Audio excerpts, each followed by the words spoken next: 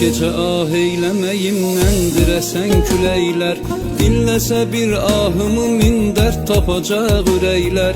Ben bu mehabbette günah eylemişem ya savab, çizma qara saldı emel defterime meleyler. Çaresizem bəxtimi zülmət kimi etdin qara, mən bu qaranlıqda qəribəm, aparır yol hara.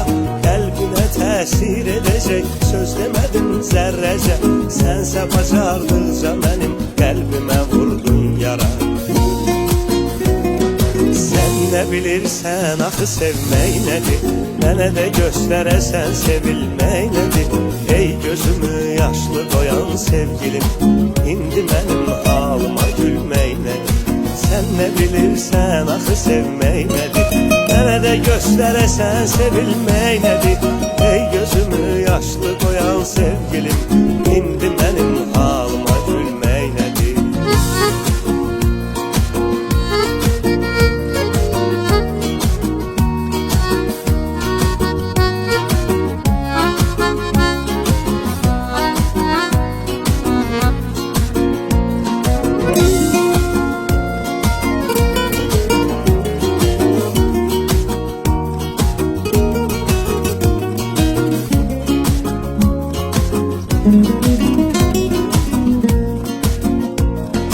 Hansı bir aşık bu qədər nalə və əfqan edər, bir gülün eşqi ilə belə bağranı alqan edər.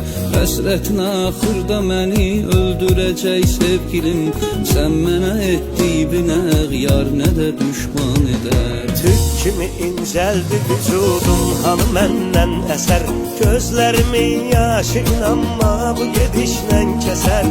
İnsafın olsun mənə qarşı nə rəvadır gülüm, mən sənə can bəxş eləyim, sən mənə min dərdisən. Sən nə bilirsən axı sevmək nədir, mənə də göstərəsən sevilmək nədir. Ey gözümü yaşlı qoyan sevgilim, indi mənim halıma gülmək nədir. Sən nə bilirsən axı sevmək nədir, mənə də göstərəsən sevilmək nədir. Ey gözümü yaşlı qoyan sevgilim, indi mənim halıma gülmək nədir.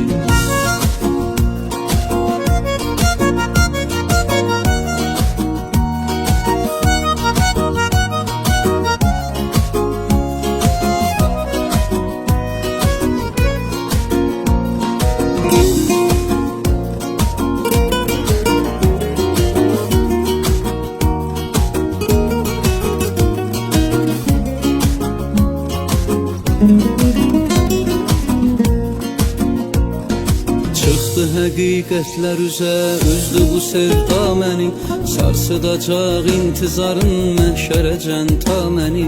Bəs mənə söz vermiş idin heç zaman ayrılmayaq, bilməz idim ki qoyacaqsan belə tənha məni.